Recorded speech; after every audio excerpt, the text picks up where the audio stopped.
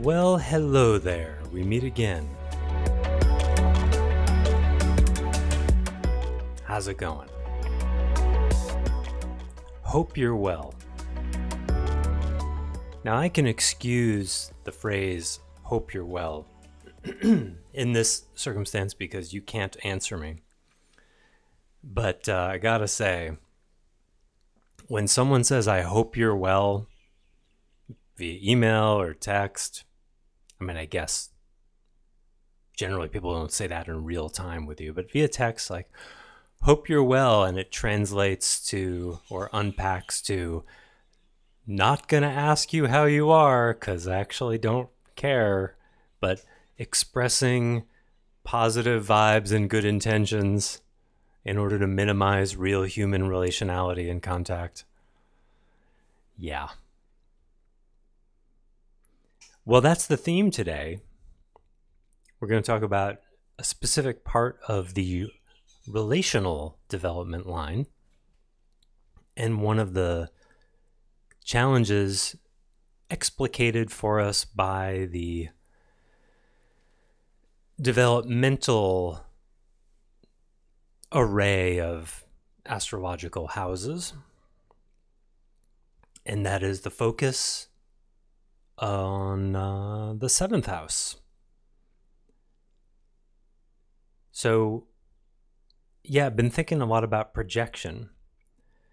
So you may recall, and before I forget, let's see, this one's gonna come out, I'm gonna drop this on the 28th. So yes, there is still time for you to join the September 3rd class from personality to development, the first ever, as far as I know, certainly as done by me, developmental astrology course. But it's not just developmental astrology.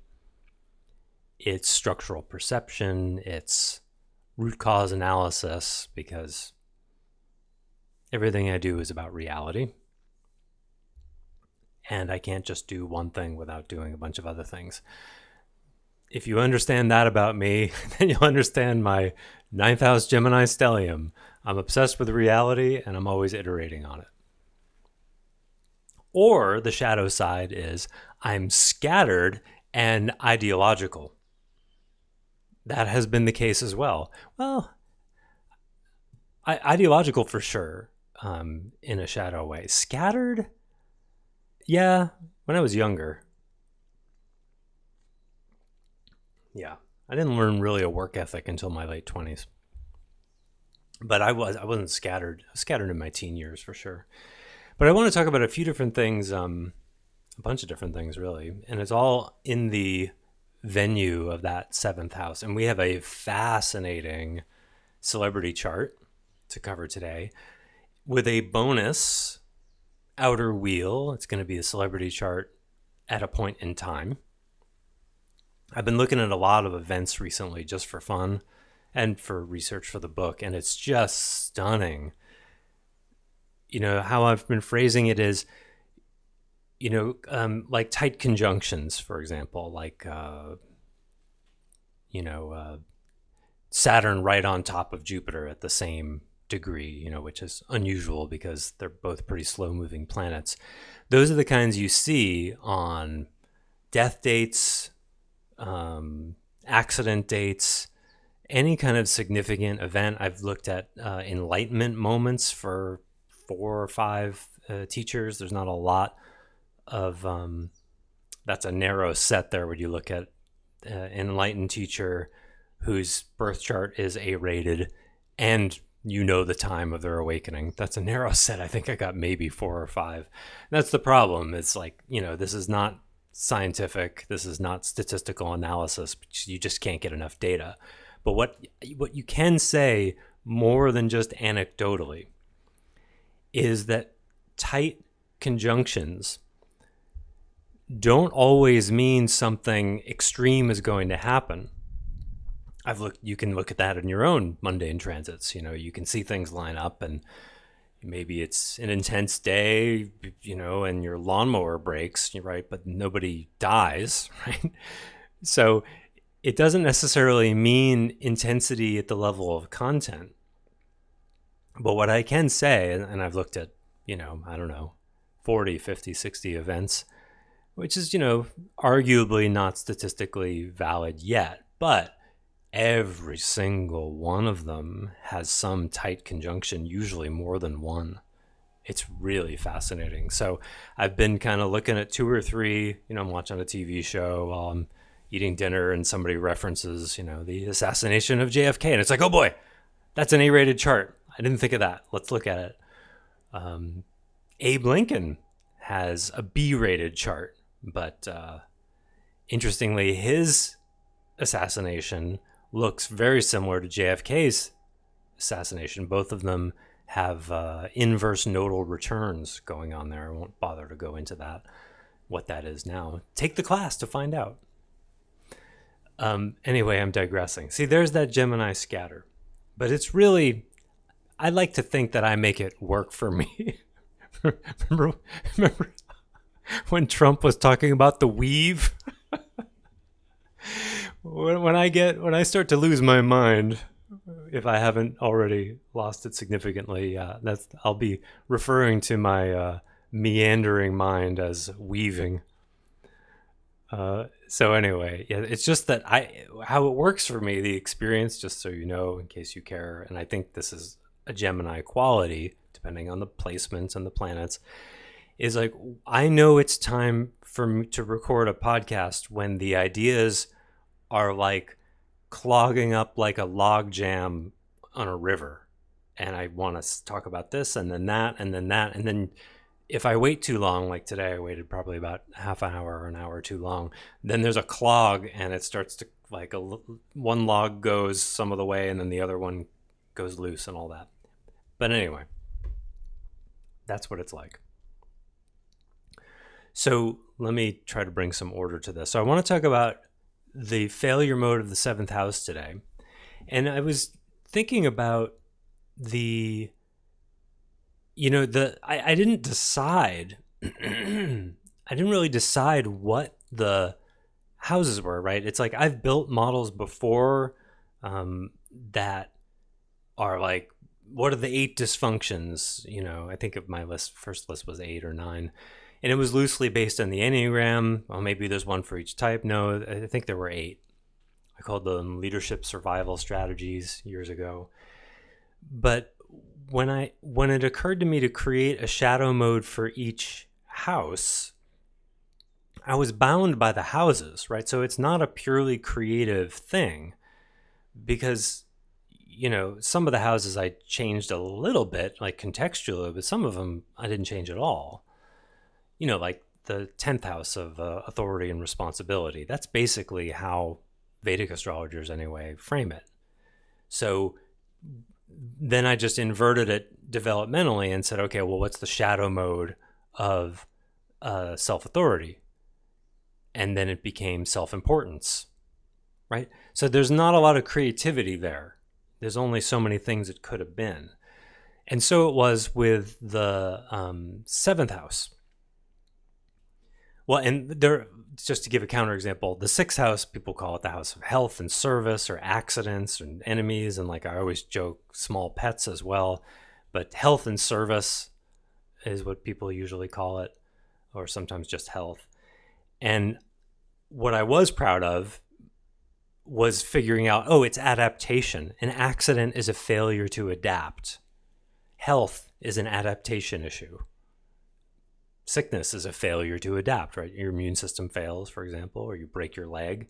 It's a failure to adapt. You slipped and you fell badly and now your leg's broken, And that's how we arrived at deflection as the failure mode of the 6th house. And that was pretty counterintuitive. That's far afield from health and service. So that was probably the most creative one, but it still had to fit into the logic of what the 6th house is in content, right? That still includes accidents and health and service and all that. So that's what I find so interesting about the developmental astrology houses, because as questions for development, as developmental mandates, it's not what I'm saying, right? I didn't make this up. I distilled it down. I synthesized it in some ways. Basically, I just took depth psychology and astrology and narrowed them down or distilled them down and put them together. So what to me is compelling about that is that the developmental mandates that each of the houses represent are not my opinion. You see, I agree with them, but I didn't make them up. They're somehow already there and iterated by so many people over thousands of years. That's cool. So when it came to the seventh house, there was really only one option, because the seventh house is the house of encountering other, specifically one-on-one encounter. The 11th house is the self and groups. So if the seventh house is the encountering with other, relationship, partnership, then what's the failure mode? Well, it can only be projection, right? That's the failure of relating. If you're either relating to the person or you're relating to your version of the person that is a result of you putting some story, some narrative, some trigger you have on them that doesn't belong to them. That's projection. So that gets a whole house, right? You realize the significance of that? You know, adaptation, 6th house, big deal. Public authority, 10th house, big deal. Continuity, 2nd house, big deal. Applied effort, 3rd house, big deal. Projection is a subset of relating. Or is it? Right? Because the way most people look at projection is very much in content. And this is, I think, where the cleverness of it is. And I'm not saying like my cleverness, it's like the cleverness in the system, because what else could it have been? What's the shadow side of relating? Not relating? Isolationism? No, that would be weak, right? That wouldn't make sense. I mean, you might have thought that, but it wouldn't hold up. When you start looking at people's charts, and the celebrity chart I've chosen for to finish with today is someone with a 4-planet stellium in the 7th house, because, you know, that's part of the fun, is the celebrity chart will be the story of someone who projects a lot. Perhaps, right? With a 7th house stellium, you would think that the person would at least have the capacity and a strong likelihood to project a lot, depending on conditioning and all of that. So I think it makes more sense when you step back and realize what projection really is, as an existential level distortion of reality. The way most people relate to projection is like your spouse criticizes the way you clean the dishes, it's inefficient, or you're missing spots, and they point it out, and the way they toned it reminds you of one of your parents, and then you get upset. And then you say something that is excessively harsh or whatever, and they go, wow, that seemed excessively harsh. And you go, I'm sorry, I was projecting. If you're lucky, you get it in that moment. It might take longer. I'm sorry, I was projecting. The way you said that reminded me of my mother, father, whatever. And that's a content level projection. And that happens. But that's not what the 7th house is about. I mean, it includes that at the level of content. But the developmental mandates are not about content. They include content. But the question then is, what is contextual level projection? And I'm reminded of something I heard Adyashanti say once about, playing the game of defining what is enlightenment. And it's a game because you can't say what it is, but occasionally you'll get a teacher to say something about it. And he said in one moment, it's the removal of you from everything. And I never forgot that, because it's such a cool way of defining it. that's an undoing of existential projection. Because when you're on an awakening path, an evolution path, a developmental path, even just a paying attention and growing up path, I hesitate to make too broad a claim, but I think anyone who's lived 40 or 50 years probably has seen, I don't know, anyone I know has gone through a situation where they go, wow, I thought I was seeing this person, I thought I was relating to this person, but it turns out I really wasn't. At least in this one way. And that's asymptotic. That's a curve that never reaches the axis. I don't know if it's possible to actually reach another person without any projection whatsoever. Maybe for moments, minutes, maybe even hours. But that's why the seventh house is about encountering other. So that, and I use that word intentionally, but encounter kind of has the connotation of, I think of Close Encounters of the Third Kind. There's, in alien lingo, in alien jargon, there's 3 or 4, right? In the 80s movie with Richard Dreyfuss, I believe, they define it. So there's encounter. It has this, like, you're having an engagement with an other, and it's a very big deal, right? That's an encounter. It has a weight to it. And that's intimacy. When you're really intimate with a person, and I don't mean sexual. I really don't like when people use intimacy as a euphemism for sex, by the way. What are we, 12? Can we not say sex? You can have sex without intimacy. So lest the word intimacy goes the way of literally, which is destroyed, and unique, which has long since been destroyed, that word. Intimacy does not mean, it's not a euphemism for sex. Intimacy is a close encounter. It's where you're really with the person and not projecting, because you can't be really with another person if you're projecting. When you project, it's like, imagine real intimacy, real encounter, true encounter, whatever you want to call it. It's like you and the person, and there's just the thinnest pane of glass between you and them, or maybe nothing at all. But to make the metaphor work, we need a crystal clear pane of glass. And projection means there's stuff in your psyche, memories, ideas, fears, triggers, whatever, and they paint on the glass. You can still see the person, maybe a lot, maybe a little, but you're distorting your own view by putting something between you and that person, or putting it on them, whatever, however you want to think. But it ends up functionally being between. And then you think you're relating to that person. And here's a great example to make it an incisive point.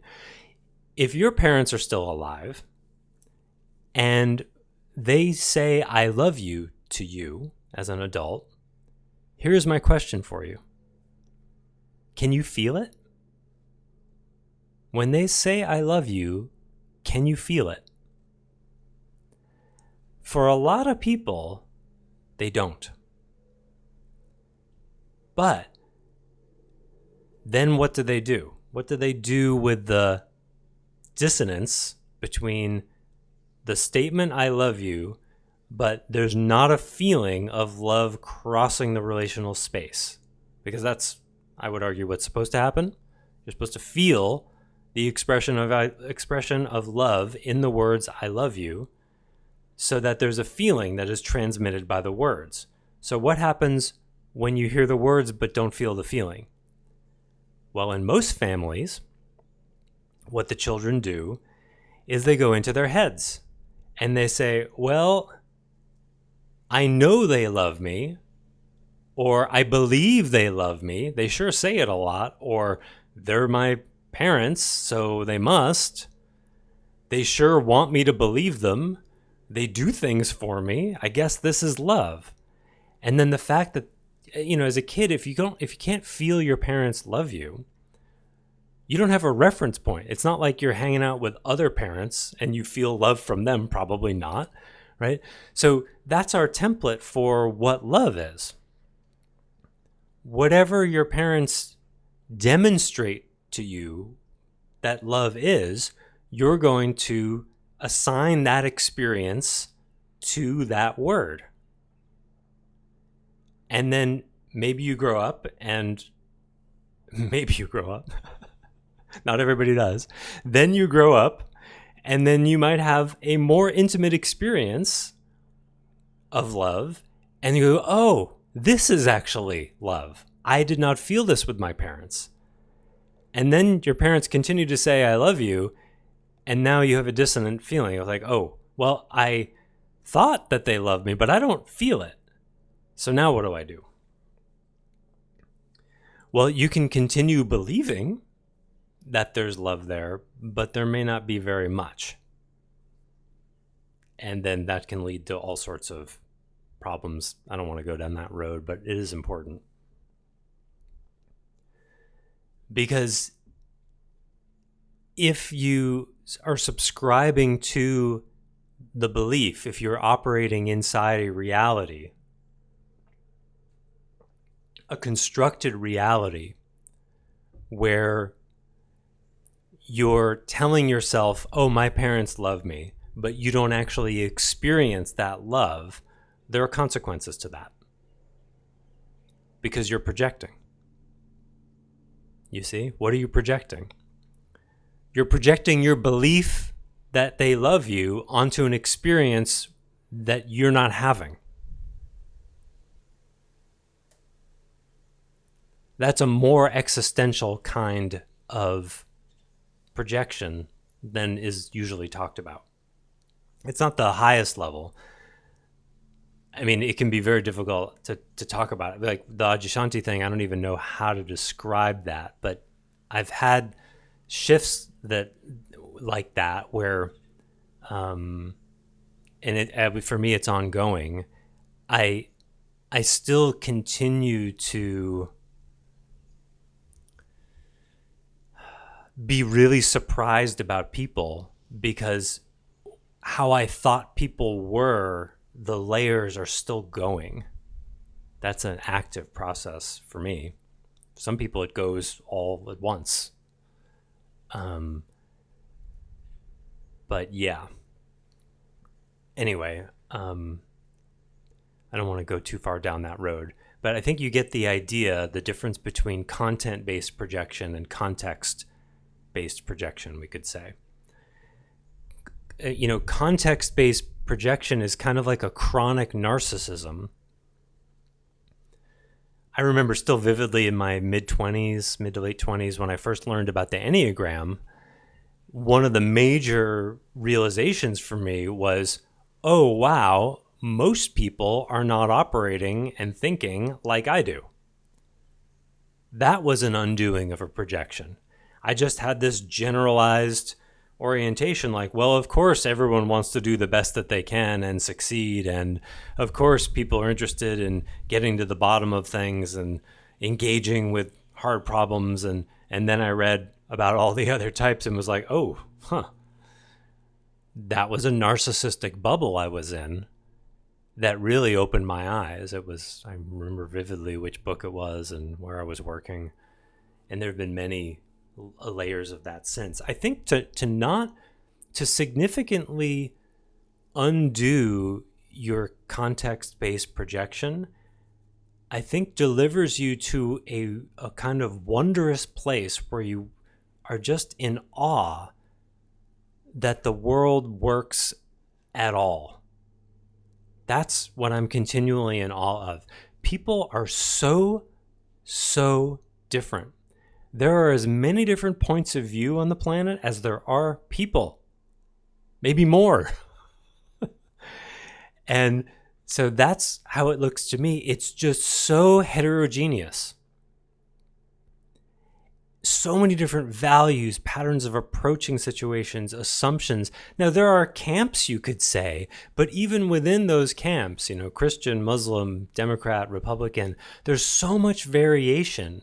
And mostly what I see is in the name of conformity, the 11th house failure mode, people pretend that that heterogeneity is not as extreme as it actually is.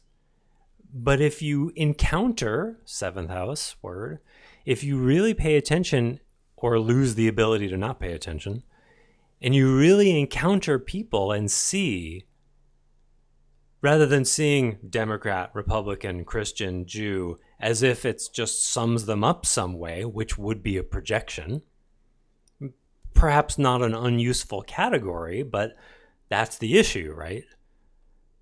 It's when you overuse the category, that's what gives us racism. It's not that the category has no use, it's just overly using. I didn't actually think about that until this moment. Racism is projection.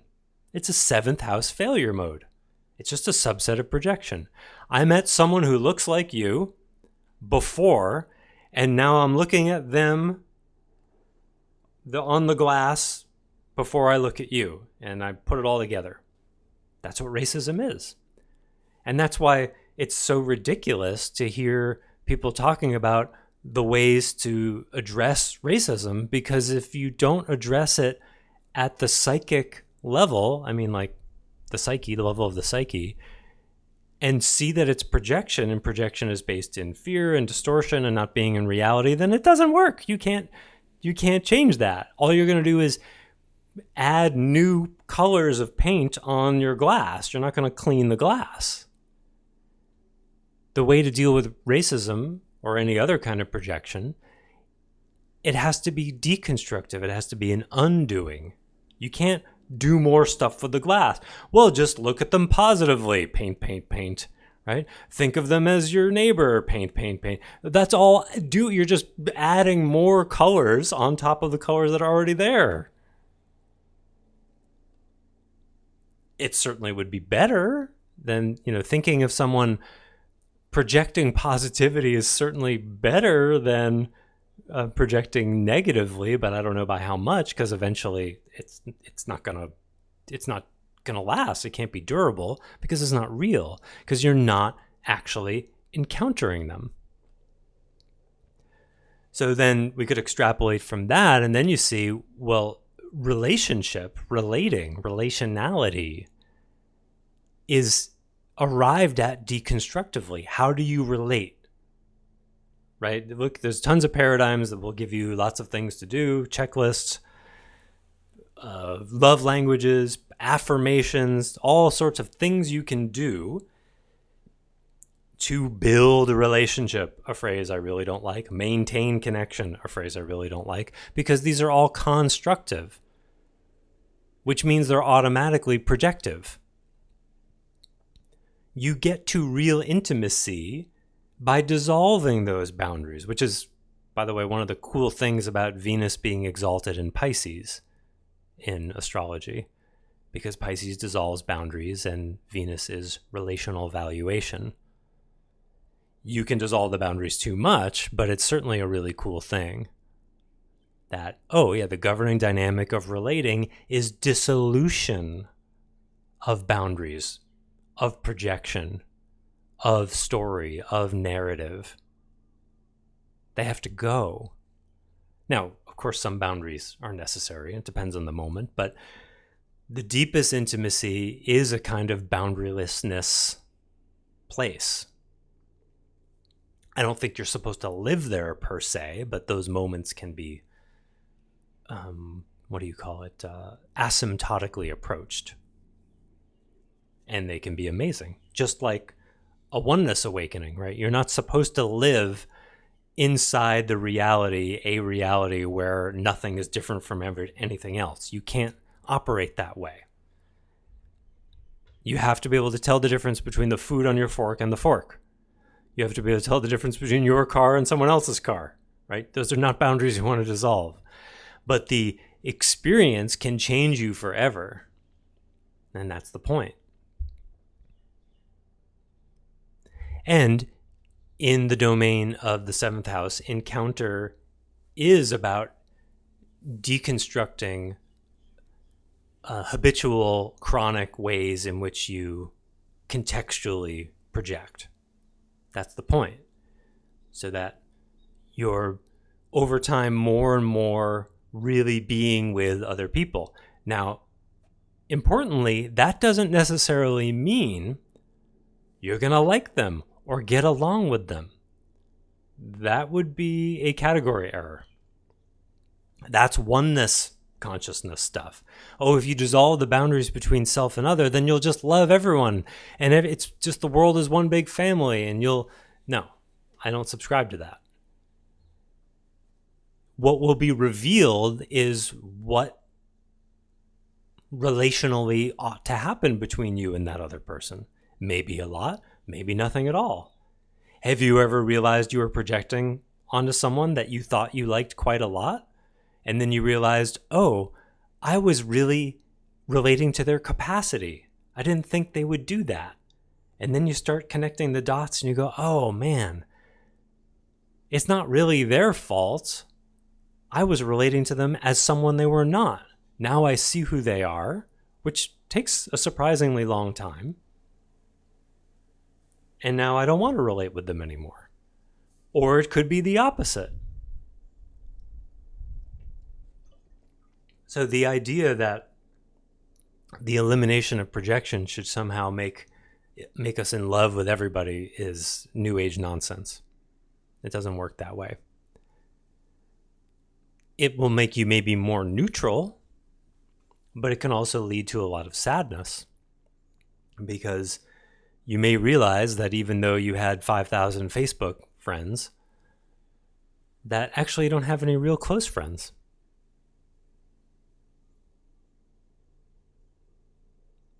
That can happen too. So what I actually want to talk about today, I didn't think I had that much to say about projection in general, but what I wanted to make sure I sneak in here, or not sneak in, I don't know. I don't even know when I started. I want to talk about projection on teachers, which, as you can imagine, a subject dear to my heart and mind. And where do I want to start with this? So I've had a lot of teachers, and I've been really fortunate, extremely fortunate to have gotten to study under, train with, under some just amazing teachers. In fact, I recently made a list because I was thinking about doing an entire podcast just on that or writing something about it. But every time I think about it, I don't. But I wrote the list finally, so maybe one day I'll do it. But what I wanted to talk about was a very common phenomenon. So the first thing I'd say is, I think we've established, you're always projecting. Truly encountering someone is an asymptote. It's rare. It's something you move toward. That's why the concept of projection is so important. And it's important that we take it out of the content realm and put it into the context realm. You don't have to be triggered to be projecting, right? That's what the Zen awakening teaches us. You're not actually in reality. You think that things are what we call them. That's not what they are. When you wake up, it changes your experience of everything forever. And you realize you were projecting, right? Because whatever things actually are must already be there. That's a key place along the awakening path. To think that somehow you've got to find awakening. It's an undoing process. How do I enlighten is not the right question. The question is, how am I currently unenlightening myself? That's the projection onto life itself. And I would say that's probably more of a 12th house issue than a 7th, but depends on whether you want to define reality as an other. I don't know. I have to think more about that. But I would see awakening, spiritual awakening, I would put in 8th and 12th houses. Yeah, I don't. It would require more research. I've not seen it indicated in seventh, but 8 and 12 covers that. Eighth house is the house of revelation, and 12th, the house of surrender. So that covers the existential kind of orientation.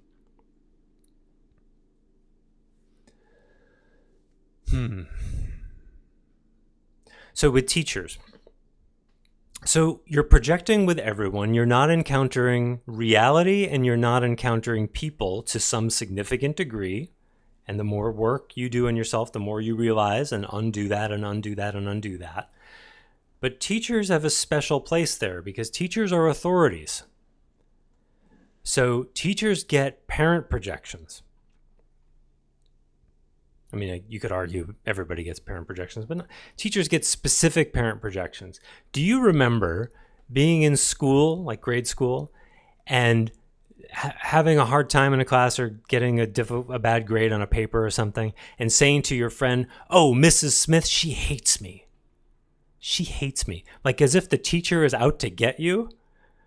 Now, of course, it's possible that the teacher dislikes you, but notice how common the collapse is of, I'm not doing well in this class, with this teacher has a personal issue with me, right? Like as if the number of questions you got wrong on the biology test, which is an objective thing, has anything to do with the teacher disliking you, right? This is projection. And we can laugh about it now, but it goes on into adulthood. And I want to talk about two ways of relating to teachers that are related to this. So there's lots of places in between, but basically you can relate to a teacher with like an ongoing suspicious or skeptical eye on them, like a mistrustful distance to some degree. Something that keeps you from fully engaging, right? And now we all remember this in high school, I'm sure, right? It's like there were the people who did the homework and paid attention in class and studied, and that's usually like the top 10% of the class. And then the rest of the people, it's not that they're doing those things and just not performing as well. They're not doing it. You see? It's like if in high school, I'm not saying PhD program or difficult university, I'm just saying high school, your average high school, if you pay attention in class, bring a good faith desire to learn, even if you think that what is being taught is useless or you don't enjoy it or you're bored by it, but you still try to learn it. You do the homework and you study like a reasonable amount. You know, like you spend whatever it is, like an hour and a half a night, 2 hours tops, doing high school homework and studying, then you'll end up in the top 10, maybe 20% of the class. The other people are not doing that. That was my experience anyway. It's not like everybody was trying and engaging really hard and only the smart kids got the good grades. That's not what I saw going on. Maybe you had the same experience. So you can see the same thing in adulthood. And I've been teaching one thing or another since I was 15 years old. But I've also been a student that entire time. And so this is why I think it will be my third book. I've got them lined up now. Is going to be something like tentatively called How to Be Coachable, How to Be a Student, something like that. Because it's something I'm really passionate about, because I'm constantly seeing people who are not engaging in the learning and then wondering why they're not learning. And I don't think it's necessarily conscious. That's why I'm putting this in the context of projection. And one way people do that, especially in hard stuff, hard, intimate stuff, business coaching, therapy, spiritual teaching, and certainly any of the stuff that I do now, when when you're dealing with developmental issues, hard problems, old problems, personal problems, problems that are really stubborn, it brings up pain for the people who have them. Pain, suffering, and as adults, we get set in our ways. And the older we are, typically the more difficult it is to try new things, including perspectives. And so, as I say so often, what people unconsciously want is they want to stay the same person and have their problems go away. And that's not how it works. I'll say that one more time. People unconsciously want to remain the same person and have their problems go away. And it doesn't work that way. And it doesn't work that way because your problems are not separate from who you are. They're a downstream expression of you. So you can't change the outside of you without changing the inside of you because it's all part of one system. And that's the essence of the cake and eat it too dynamic in our protection mechanisms. The protection mechanism is exhausted, doesn't want to have to change. It says, you change, this changes. I can't change anymore. I'm tired. I think I'm right. I like this identity, whatever it is. So it doesn't want to look at it that way, but that's just how it is. In one of the ways a student can prevent themselves from changing, keep that cake and eat it too inside outside thing going on, is to put the focus on the deficits of the teacher or the teaching. And that's a projection. Because where the student's focus needs to be for the student to learn, whether it's algebra, developmental astrology, playing the flute, whatever it is you're learning, the student's focus needs to be on themselves. Where am I resisting? Am I meeting this learning requirement with what it requires? You know, imagine how many musical instrument teachers there are around the world right now who have students who are frustrated that they're not getting better as fast as they would like, and they're not following the instructions. The teacher says, well, if you want to get this good to be able to play this thing in front of this many people, you need to practice an hour a day or 4 hours a day or whatever. And the kid barely pulls in 20 minutes while watching TV. And then they wonder, right? We've all been in this situation. I've been that guy. For 20 years, I didn't do what guitar teachers told me to do until I finally did. And you know what? It worked. So I'm not saying you always should do this. No, sometimes you're just not all in, you know. I thought I wanted to be a great guitarist, but it turns out I didn't. And I found out by seeing what it took. In part, it was like, oh, 2 hours a day, that's pretty good to get to intermediate. But man, the focus and the time commitment, you know, to get great, I just was not willing to pay that price. But I encountered what that price was. And I also just don't think it's me, you know. I don't retain a lot of that. I used to be much better than I am now. I just don't retain it. My system doesn't iterate on music. It iterates on metaphysics. I don't forget that stuff. So music is just not my place. It's not my zone of genius. I still enjoy it, but it's not my vocation. And that's fine. You're going to be exposed to learning things. You're going to be drawn to learning things that are not like your vocation. That's why we just studied lots of different things in school for the exposure. But here's the thing. If you're seeing a therapist or a coach or whatever, some personal helper, and you bring I'm just trying this out to see how it fits attitude, you're only hurting yourself. So now let me go back to the two ways of relating to a teacher, broadly speaking. One way is held back, at least somewhat disengaged.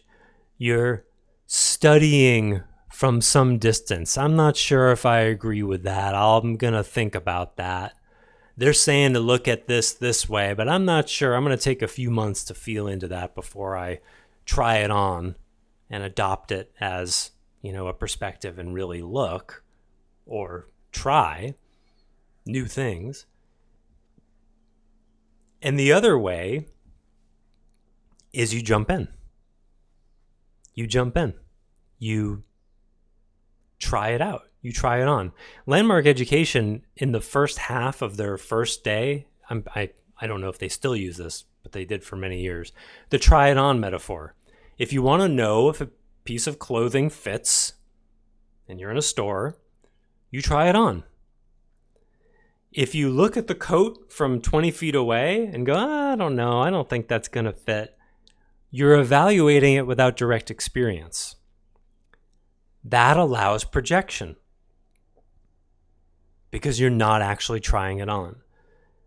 So it's a little bit of an exaggeration to make a point, but if you're my client or,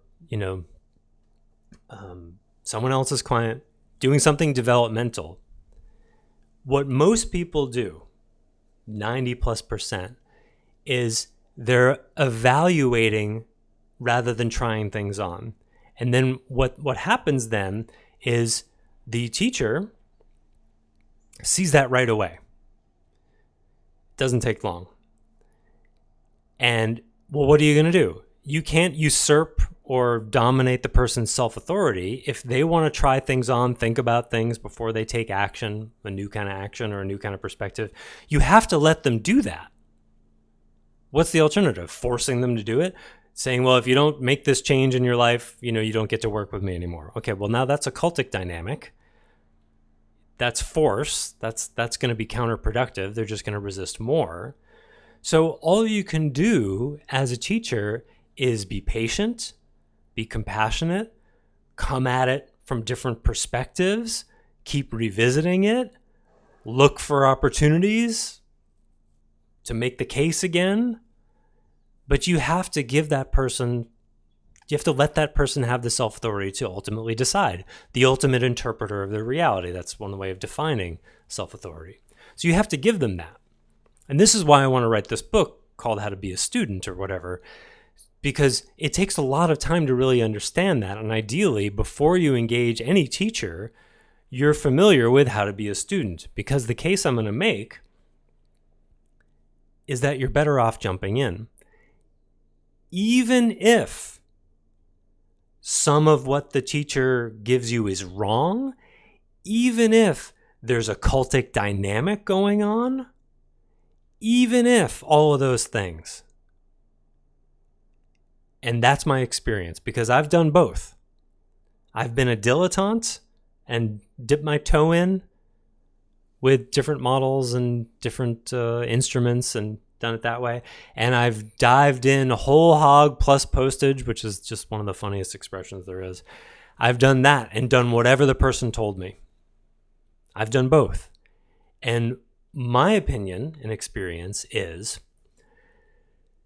the damage that might happen to you as a result of just doing whatever the teacher says is worth it because of the benefits that you get. Now, because whatever damage there is, that's stuff you needed to learn too. Because you chose the person, you chose the teacher, and you're not a victim. So if you chose that teacher, and then you did whatever they said, and let's say 80% of it was great, and 20% of it was a nightmare, well, you're not a victim to that 20%. That was a learning thing for you too, probably in the domain of self-authority, because you did some stuff that they told you that you shouldn't have done. And it was always your decision. Right? You're choosing them as a teacher. So like I said, I've done both, and I think jumping in whole hog is better.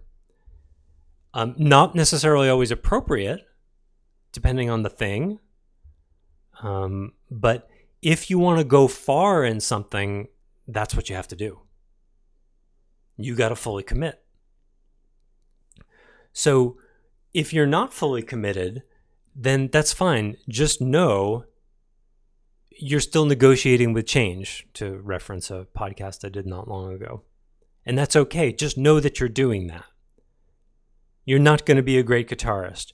You're not going to wake up. I meditate 20 minutes a day. Yeah, what kind of meditation are you doing? Oh, I use the Headspace app or the Calm app.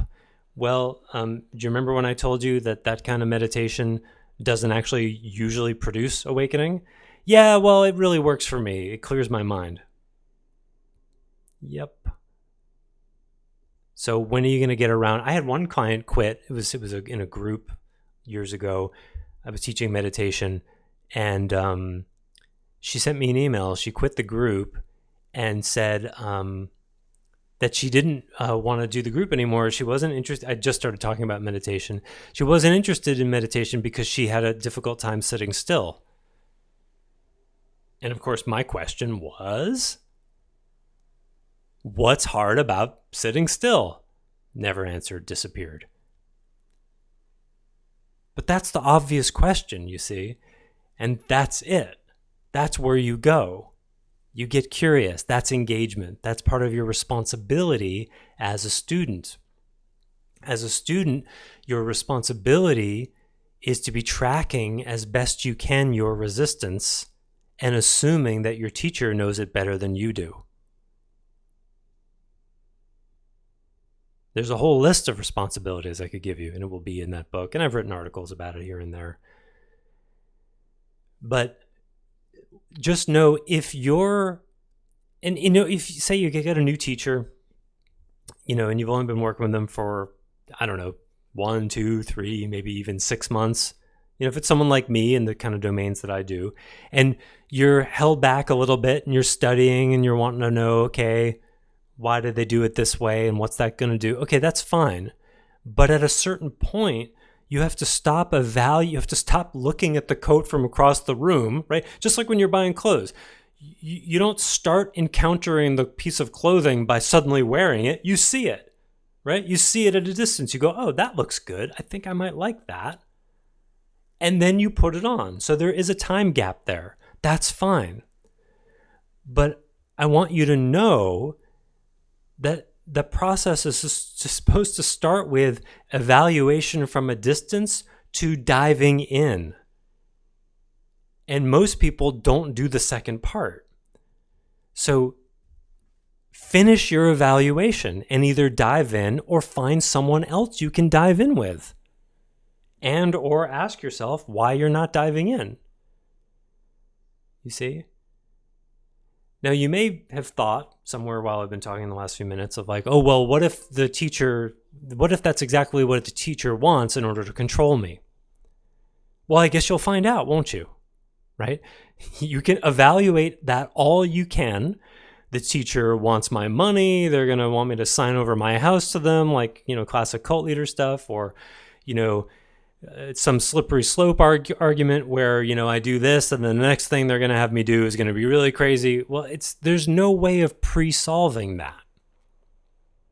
So you do your evaluation, and at a certain point, you got to dive in, or you're going to be stuck. And then you don't dive in, then you're stuck, then you stop making progress, and then guess whose fault it is? The teacher's. I had one client who didn't do assignments for 3 months and then quit. And I said, why? And he said, they're diminishing returns to your work. And I said, diminishing returns? You haven't been doing the assignments I've been giving you. That's why you're not getting anywhere. I said, I'll tell you what, I will work for you for free for 3 more months on the condition that you do all of the assignments. He refused. He knew I was right. He must have. Because it was just irrefutable. It was just plain factual. I mean, that's just like 10-year-old logic. I'm not making any progress. Are you practicing your instrument? No. Right, but it's the teacher's fault. Geez, you might as well blame the instrument. This damn guitar, it doesn't play well at all. We can laugh about it, but it is sad because this kind of projection, it's where so many people get stuck. And I really think the solution is, But what if, but what if I get taken advantage of? What if this mode isn't really for me? What if something bad happens if I follow the teaching? Yeah, those are all real risks. Take them. What's the alternative? Maybe if someone has a better idea how to, you can look at social proof, you can research the person and the teaching, you can do all that. But in the end, you got to put the damn coat on and see how it fits. There's just no way around that. There is risk in development. Do you know that most people who wake up in the Zen tradition go through long periods of time, like weeks or even months, where they think and experience that they're going crazy? It sounds like fantastically apocryphal or something, but it's like a real experience because the way your mind works is changing. And it occurs to you when that's happening, like, maybe I'm losing my mind, and if I keep doing this, I'm going to be homeless and under a bridge somewhere and unable to work. Like, that's a felt, real possibility. It's not really an experience, but you experience that it's an experience. It really is a projection, because what's true is you don't know. You don't know. And the mental-based defense system, the mind, whatever you want to call it, it's afraid of reorganizing, and it's telling you, stop, the bridge is out, don't keep going. And not everybody goes through that, but I think most people do. And that's the point where, do you keep going or do you stop? Because the only way you're going to wake up is if you challenge that fear. And it's the same with the teacher. Because the best way to undermine a developmental process is to find things wrong with the teacher and magnify them. Because you know what? There are things wrong with the teacher. They're not perfect. They're a human being. They have vicissitudes and idiosyncrasies and blind spots. They're not perfect. And if you look hard enough, you'll find them. And then you can focus more and more of your energy on that. And then when you're challenged or held accountable, or you're right on the edge of an important step, you can start thinking about that in your teacher instead of staying in you and running your student responsibility. That's it. You can project, or you can come back to you and remember why you started working with the teacher in the first place. And 9 out of 10 people can't do that. 9 out of 10 people will, in my experience anyway, 8 or 9 out of 10. No, 9 out of 10, I think. They get up to a place where they get afraid, they don't want to make a change, they don't know what's going to happen, and then their defense system starts looking for reasons, excuses, deflections. And if you look for such things, you will find them. That's the thing about projection. There's always history, lots of stuff you can use. There's a lot of material for projection. That's why it works. Projection works. It keeps you out of reality very effectively, so that whenever things get scary, you can exit reality by painting on the glass. And you've got a million paints, a million different colors, and a whole set of brushes.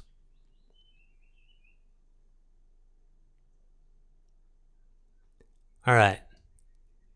Been going for a while. Oh yeah, an hour. Just going to open up my little thing here. Let's look at a chart. Okay.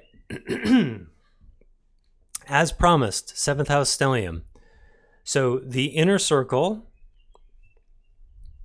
is the person, the celebrity, and the outer circle is the mundane transit at that time, on that date. Okay, lots to unpack here. So we have a Libra rising and a moon Jupiter and Ketu in third house. Remember, the third house is the house of applied effort, self-agency. Notice how Moon is just 1 degree, not even 1 degree from, no, actually it's 1.5, it doesn't matter. Moon is 1 degree from Jupiter. Those are fused. So the emotional stabilization, regulation of equilibrium, and the conference of meaning, legitimizing, those are fused in Sagittarius. Now, Jupiter is domicile in Sagittarius. So, and then notice with the Ketu influence there, now the Ketu influence could go a couple different ways, right? Light or shadow. It could distill legitimization. You can use either. It could distill the assignment and conference of meaning and purpose. Less purpose is more Sun, meaning is more Jupiter, but there's overlap. And emotional regulation. Now, remember, anytime you have those two planets, two functions fused like that, it typically becomes difficult. So what you would predict here is that this person's emotional regulation system and their meaning-making system are fused. So maybe their meaning is emotionally charged. They're using their feelings to come up with their meaning set. And Ketu can fragment that process. It also could distill it, like, in a clarification way. But generally, people are going to be more fragmented. There's going to be problems with it. So this is significant. This is the minor stellium in the chart. 3 planets in Sagittarius, Moon, Jupiter, Ketu. So you'd anticipate a fusion of emotion and meaning and problems with that fragmentation, structural reduction type problems. How might that look? Well, we'll see when we get to who it is. But that's from a high level, that's about all we can say. Now remember, we're looking at the inner ring here. The outer ring is the event. So then we come around to the 7th house stellium, Aries. And notice the Venus and Mars are both at 24 degrees. So that's super fused. That's exact. And that should raise your eyebrow, because that's one of the signatures for cult leaders. Because when you fuse Mars, mobilization of force, and Venus, relational valuation, you get, this is what I want, Mars, and it comes to me, Venus. One of the ways it can go.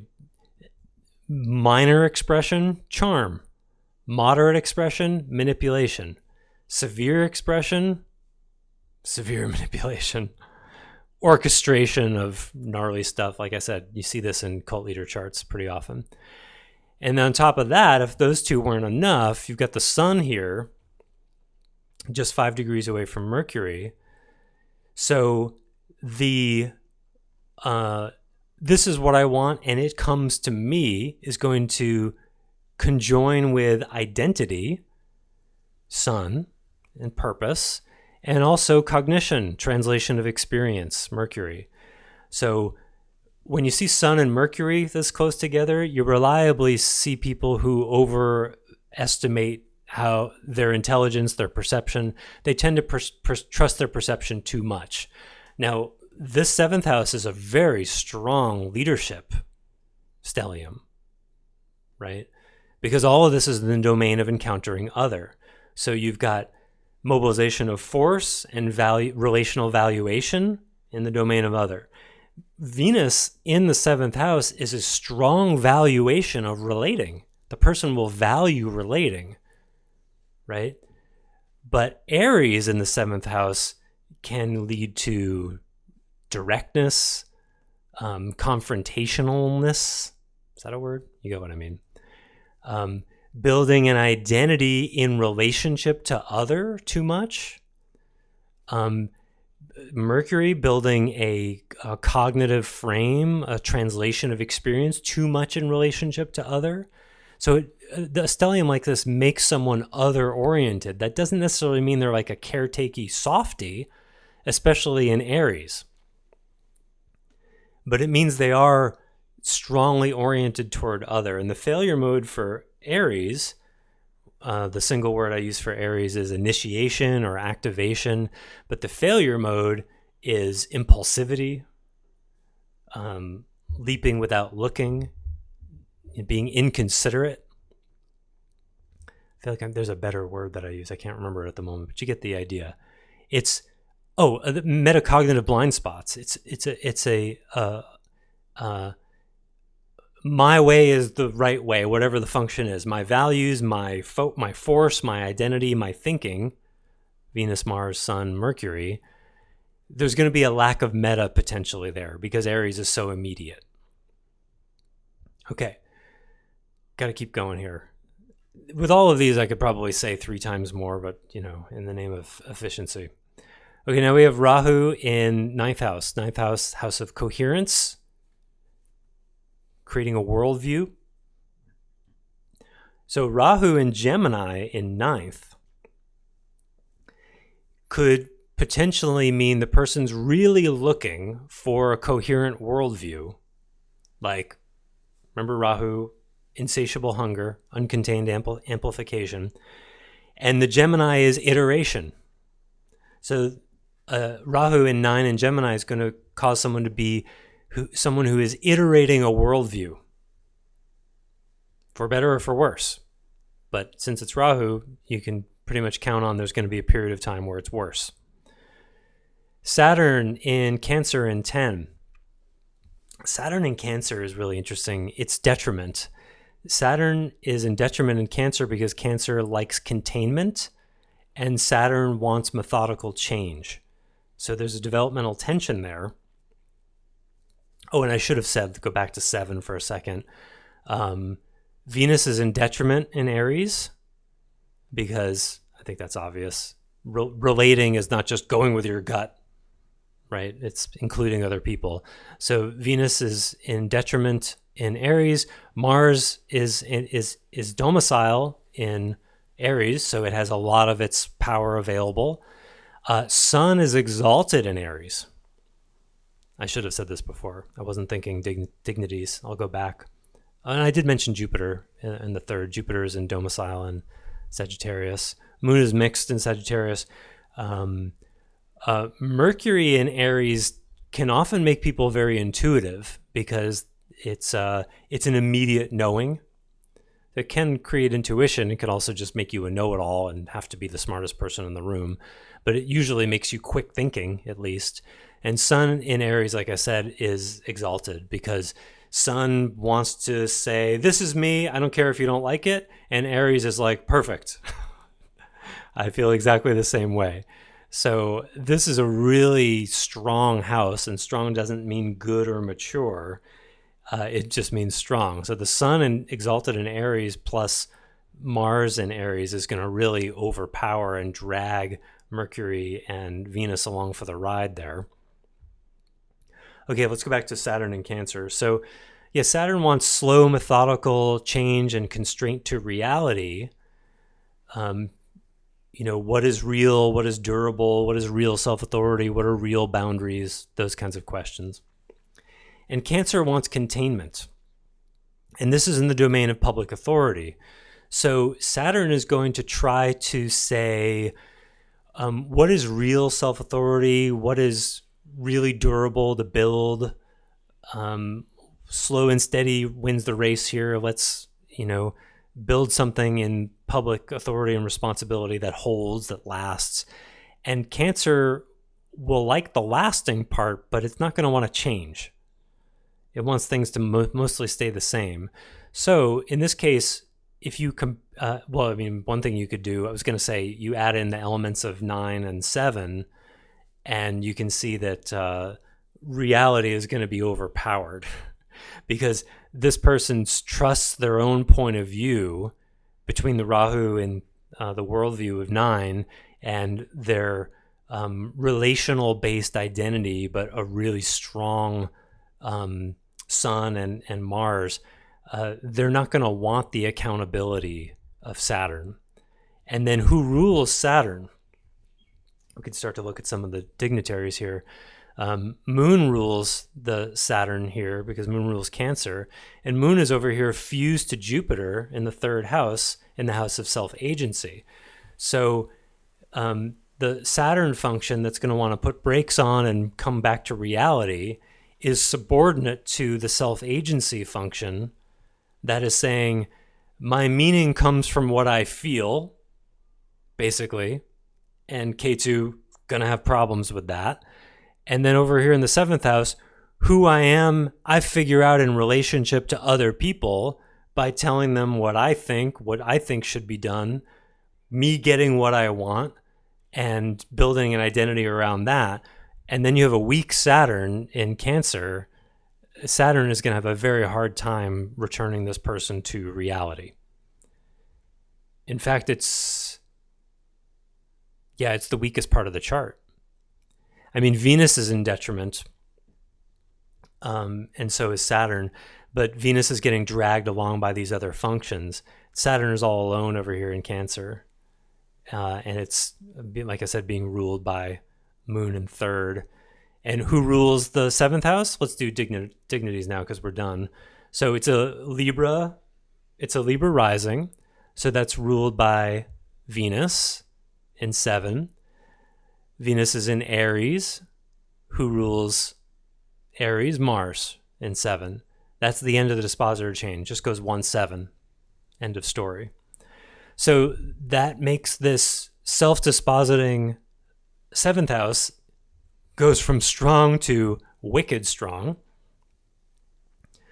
and is going to overpower all the other stuff just as well. Now, then who's ruling the 9th house? Gemini. That's Mercury in 7th. So 7th house rules the 9th. The 3rd house rules the 10th.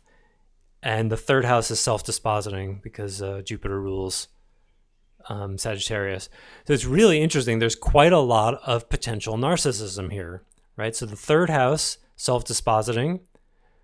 The 9th house, Rahu, worldview, reports to the 7th house where there's this super strong Sun and Mars. It's in relationship to other, but that's the thing about the 7th house. 7th house doesn't mean you necessarily care about other people. It just means you're concerned with other people. It could mean you're really interested in controlling other people, leading other people, getting other people to agree with you, right? It doesn't necessarily mean you're relational. There's different kinds of relationality. So I think what I want to do now, let me briefly... let's look at the time now. It's tempting to show the person and then the time, but let's briefly look at the time. So the first thing you look at when you look at times is conjunctions, right? And that's easy. So first thing, notice this K2 transiting the individual's 3rd house.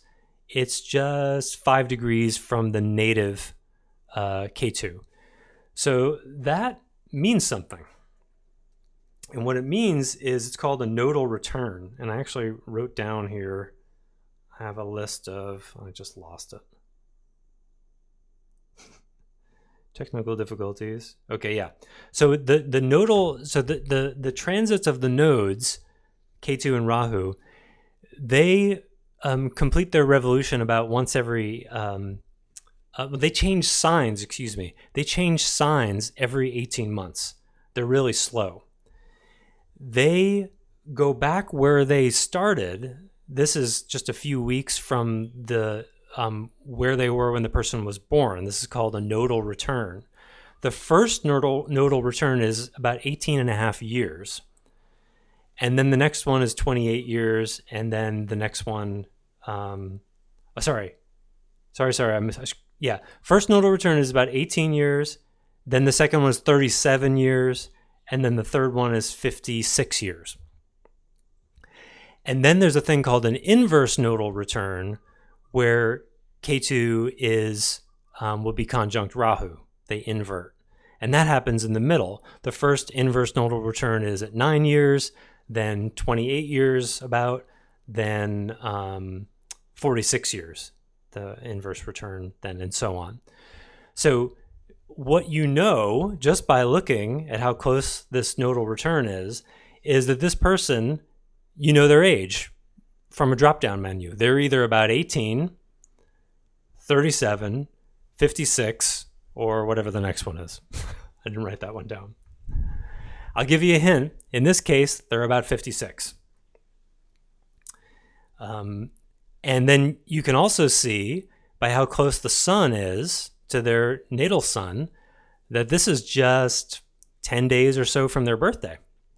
So we have a nodal return happening, which I'm still researching the significance of that, but I'll put it this way. Stuff happens around nodal returns. It's a very reflective time, usually over a long period of time because it's slow moving, like months. In addition, a solar return around one's birthday is also a very reflective time. So at the very least, this is going to be a time where someone is really looking hard at their life and reevaluating what is happening. You also see some fairly auspicious celebrity deaths around nodal returns and inverse nodal returns. Amy Winehouse, Kurt Cobain, Janis Joplin, JFK died on the day of his inverse nodal return, to the day. Abraham Lincoln was pretty close, was within a few weeks. So can be an indicator for intense change. But, so many different things can happen. Who knows? But it definitely means it's a significant part of someone's life. I think that would be inarguable. So that's obvious. K2 sitting here, it's going to be highlighting the person's third house, misdirection of self-agency, problems where that it's going to cause a structural reduction, an undoing. It's going to bring an undoing to problems that have come from merging meaning making and emotion and equilibrium, and how those have fused together. Was this person, for example, using some kind of assignation of meaning to emotionally regulate? Well, K2 is going to transit that. It's just 2 degrees from Jupiter here. It's going to undo that. It's going to help unravel that if it's off. Purify it, you could say also.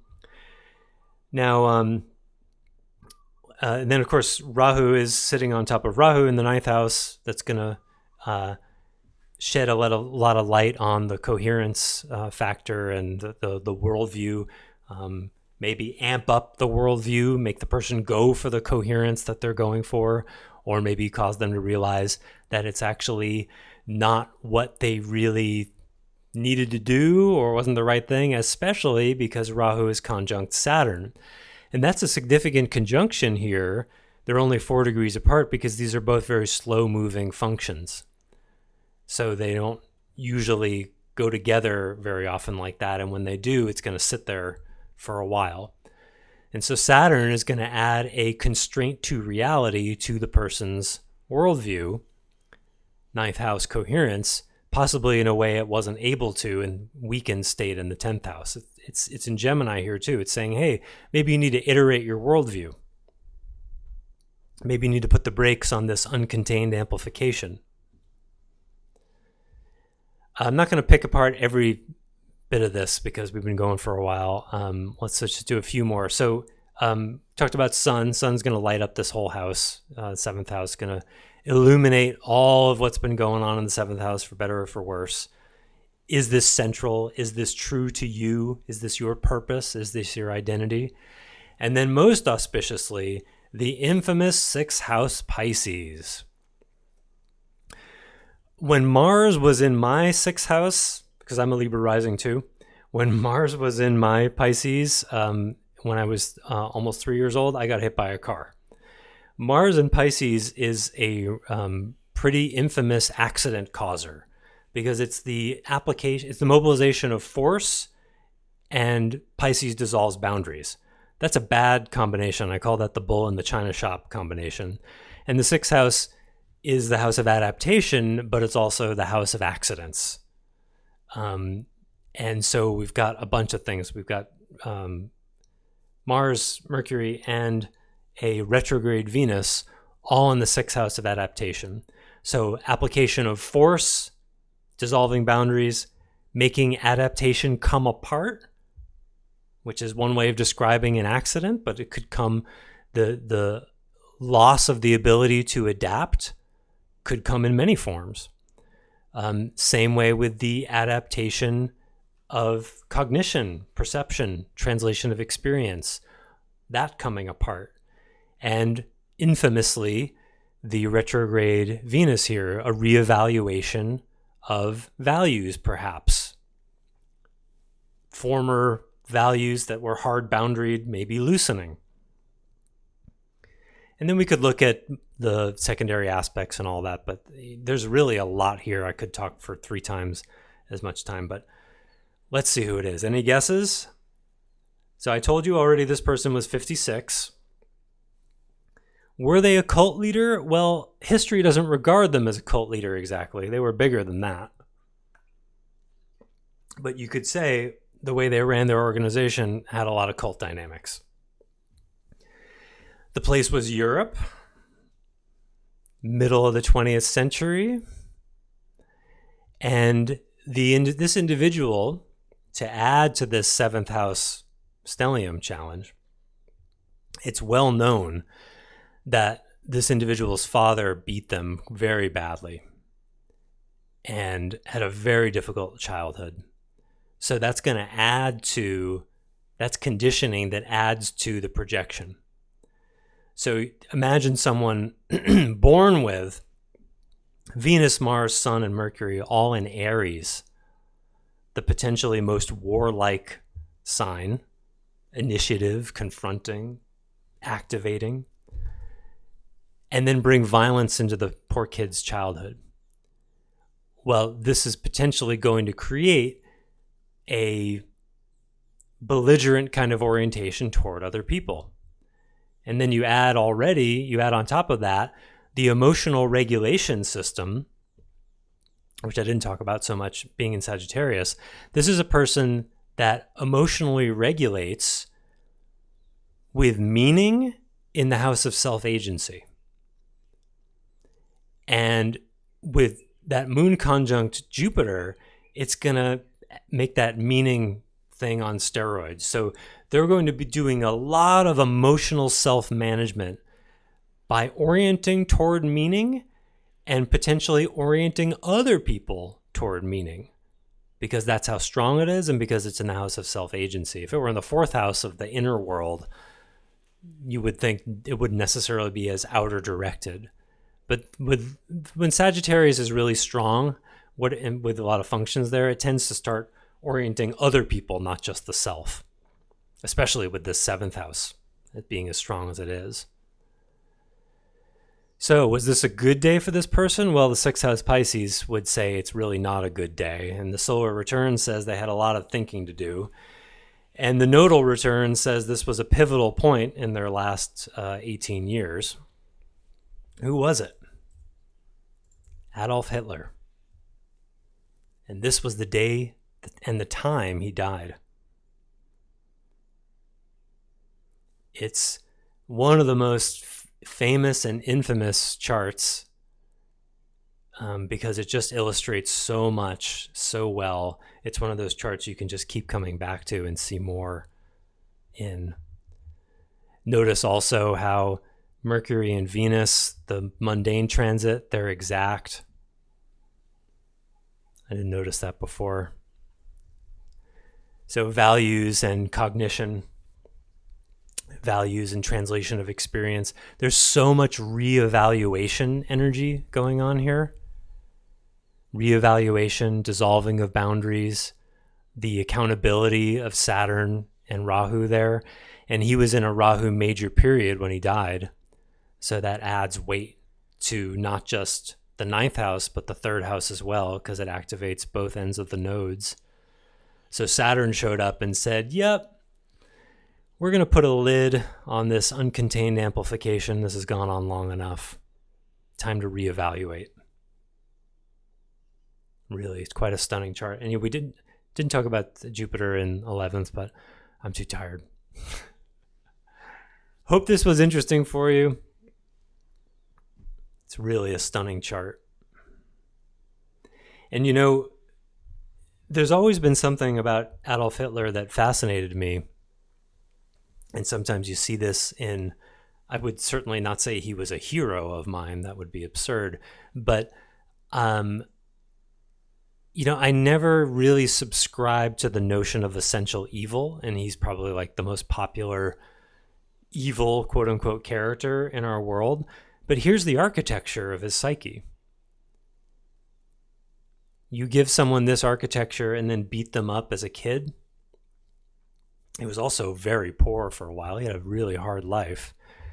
And that emotional regulation thing, it's like people compare Trump to Hitler, and it's so ridiculous because Hitler really believed what he believed, You can see it in the ninth house Rahu, the uncontained amplification of wanting to build a worldview. And right opposite that, because you join those houses, they're a dyad. The self-agency house 3, having this fused moon and Jupiter, he was emotionally regulating with his ideology. Ideology would be in the ninth house, and the third house, the shadow mode, is preoccupation.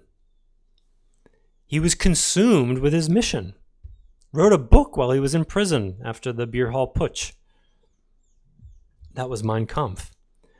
So the commitment, the dedication, the energy, it's like he really, you have to separate what he did from what it takes as a leader to accomplish that much. Of course, what he did was absolutely horrible.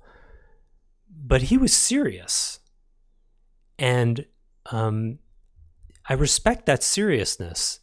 And most people can't separate the leader from what he did with that leadership, the drive from what he did with it. They're separate things.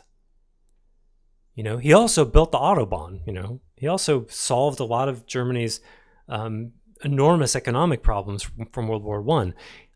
He did do some good, and things went really off the rails at the end. And, Rahu major period can have that effect on people. But this is a powerful person. And if you look at Mussolini's chart, or trying to think of the other A-rated charts of dictators and cult leaders too, it's like, what people do with their capacity is different than the capacity. And that's a structural thinking thing. So most people, if you say Hitler was a great leader, they go, how could you possibly say that? He was a great leader. He unified a country and did a lot of significant things. Were they significantly good? No, but they were significant, and not everybody can do that. That's a structural thinking thing. To be able to separate the context from the content, the capacity from the expression. You have to be able to do that if you want to be able to lead people. You have to be able to see that strengths and weaknesses are two sides of the same coin. So I'm not saying I approve of what Hitler did or Nazism, etc. Not at all. I'm saying this was a very powerful man with a lot of capacity who did some good things and a whole lot of atrocious things. But the capacity in his chart was huge and really fascinating. And you can also see that the kind of inevitability is a bit strong, because who knows? But a kid who was beaten up by his father really badly with this kind of third house and seventh house, he was a counterphobic Enneagram 6. This is someone who was going to make people pay for what was done to him. He has the capacity in 7 to, engage in conflict with other people and overpower them. That was his projection onto the world, bringing it to projection. That's the 7th house failure mode. His own insecurity from having been raised terribly needed a compensation route. And what was the compensation route? What were the compensation routes available to him?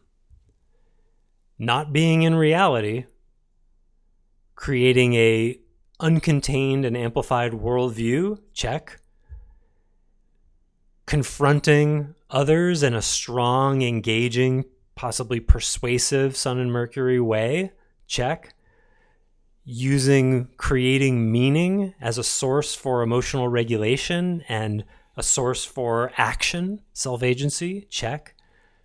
That's what he had available to him. And the other thing that is fascinating to look at him as a Libra rising is Libra risings are existentially other-oriented. And fascinatingly, the accounts of anyone who knew Hitler well said that he hated being alone. And looking at this chart, doesn't that make sense? He's existentially other-oriented, Libra's calibration to other, and then he's got 4 planets in the 7th house.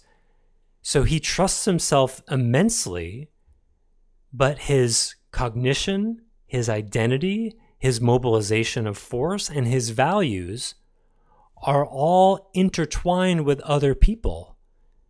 He needs other people to know who he is, how he thinks, how to act, what he values. So he was extremely relationally oriented in a Aries kind of failure mode. And that's the thing about dictators. We see this in Trump. The insecurity is patent. He needs the approval of the masses, and he can never get enough. So it really is tragic. And of course, what he did to many, many, many, many people, that's tragic too. But yeah, persuasive. He was an artist, a brilliant speaker. Just think of what he could have accomplished if he'd had a really good therapist when he was like 12. Who knows? Well, there were probably some other people born around that time with pretty similar charts. Would be interesting to be able to see what they did with it. Okay, I'm hoarse and tired. I'm going now. Hope to see you in the course on September 3rd. There is still some room. And bye for now.